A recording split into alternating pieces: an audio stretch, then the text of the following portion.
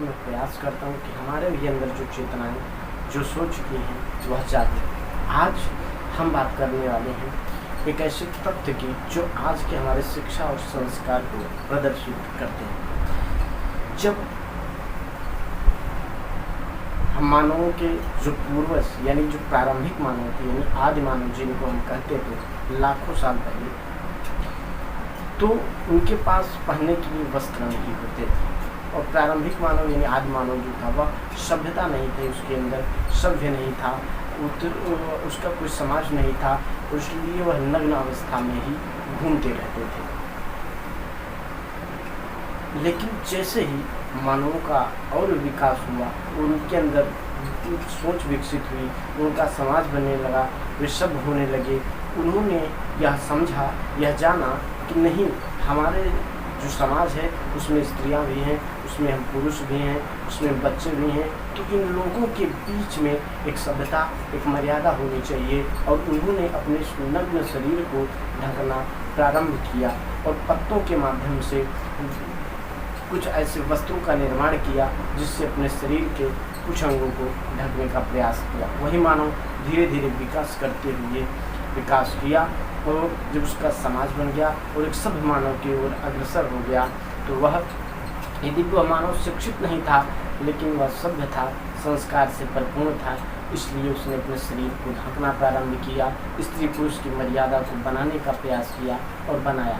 लेकिन आज की यह स्थिति है मेरे साथियों कि हम लोग शिक्षित तो हैं लेकिन अपने उन संस्कारों को भूल गए हैं।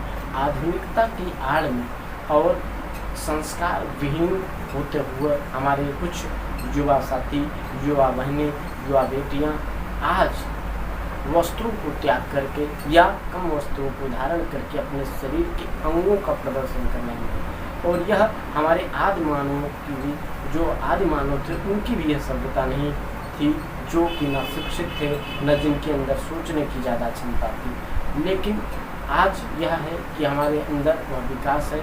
आज हम 21वीं सदी में हैं, खुद को आधुनिक समाज आधुनिक कहते हैं, लेकिन आधुनिकता के चक्कर में शिक्षित होने के बावजूद भी हम ऐसा काम कर रहे हैं जिससे हमारा समाज पतन की तरफ अग्रसर हो रहा है।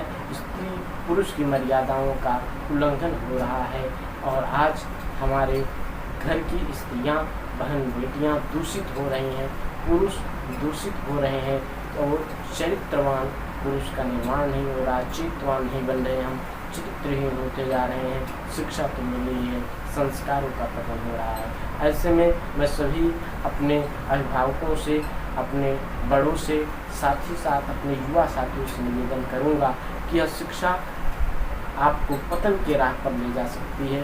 अपनी संस्कृति और सभ्यता और संस्कार को न त्यागें।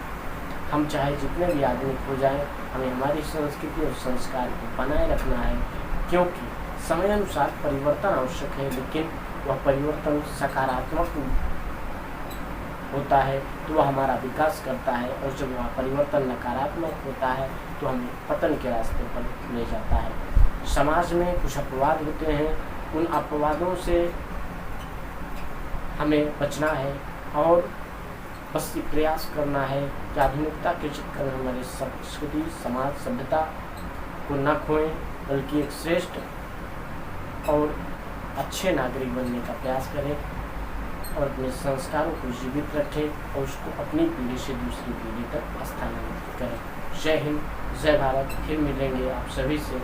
आप सभी का सहयोग प्यार बनता रहे। परिवर्तन होगा, एक में हो या अनेक में हो, लेकिन परिवर्तन होगा। जय